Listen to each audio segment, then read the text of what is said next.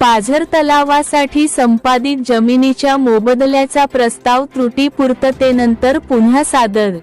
धामणगाव व शिरूर तालुका जिल्हा धुळे येथील पाझर तलाव धामणगाव क्रमांक 3 साठी संपादित जमिनीच्या मोबदल्याबाबतचा भूसंपादन प्रस्ताव क्रमांक 54/2007 त्रुटींची पूर्तता करून पुन्हा सादर करण्यात आल्याची माहिती उपविभागीय अधिकारी धुळे भाग यांनी दिली आहे।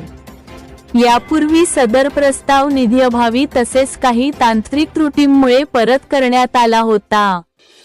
जिल्हा जलसंधारण अधिकारी मृद व जलसंधारण विभाग धुळे यांच्या सूचनेनुसार प्रस्तावाची पुनःछाननी करून आवश्यक दुरुस्त्या करण्यात आल्या आहेत। राष्ट्रीय ग्रामीण रोजगार हमी कायदा 2005 मनरेगा अंतर्गत पाझर तलाव कामांना प्रशासकीय मान्यता देण्यात आली असली तरी जमीन दानपत्राद्वारे उपलब्ध नसल्याने मोबदला अदा करण्यास अडचणी निर्माण झाल्या होत्या। प्रशासकीय मान्यतेतील अटी व शर्ती लक्षात घेऊन सदर जमिनीचा अंतिम निवाडा रक्कम रुपये 9,22,441 रोहयो रोजगार हमी योजना अंतर्गत नियोजन विभागाकडून मिळण्याची विनंती प्रस्तावात करण्यात आली आहे।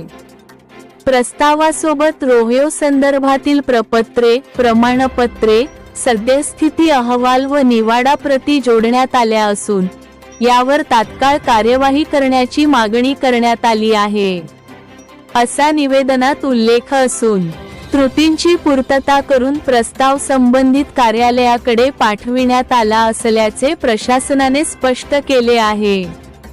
जय जवान जय किसान।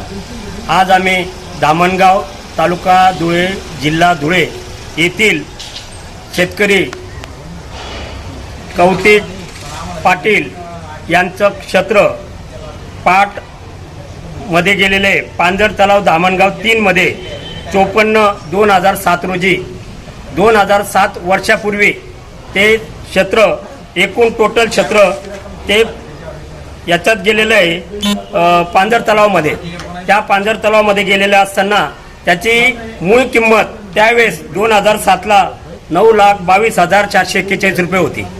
सतत 2007 पासून तर 2026 पर्यंत म्हणजे एकूण टोटल 20 वर्ष झाले।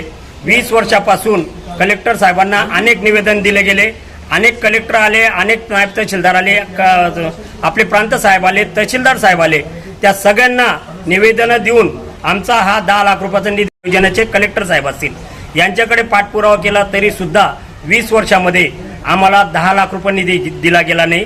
आज 10 लाख रुपये निधीसाठी वेळोवेळी इथं आम्ही निवेदन दिलं, त्यावेळेस आम्हाला एकच उत्तर मिळतं की निधी उपलब्ध नाही, निधी शिल्लक नाही। 20 वर्षात जर 10 लाख रुपये निधी शिल्लक नसेल तर धुळे जिल्ह्याच्या रोजगार हमी योजनेचे कलेक्टर साहेब बालाजी क्षीरसागर साहेब यांनी जे आज आम्हाला अपेक्षित उत्तर पाहिजे होतं ते दिलं गेलं नाही।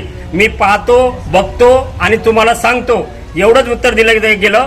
त्याच्यानंतर आम्ही प्रांत साहेब रोहन कोर साहेबांना भेटलो, सिंचन भवन मध्ये गेलो, तिथल्या साहेबांना भेटलो। ते म्हणतात की सिंचन भवनवाले म्हणतात आम्ही प्रांत साहेबांकडे पाठवलं, प्रांत साहेब म्हणतो आम्ही रोजगार हमी योजनेचे उपजिल्हा कलेक्टर साहेबांकडे पाठवलं गेलंय, तुमचा लवकर निधी उपलब्ध झाला त्यावेळेस आम्ही तुम्हाला पाठपुरावा करून पाठवतो असं त्यांनी आम्हाला आज आश्वासन दिलेलं आहे। बालाजी क्षीरसागर साहेब रोजगार हमी योजनेचे कलेक्टर साहेबांना प्रत्यक्ष भेटून आम्ही हे निवेदन दिलेले आहे।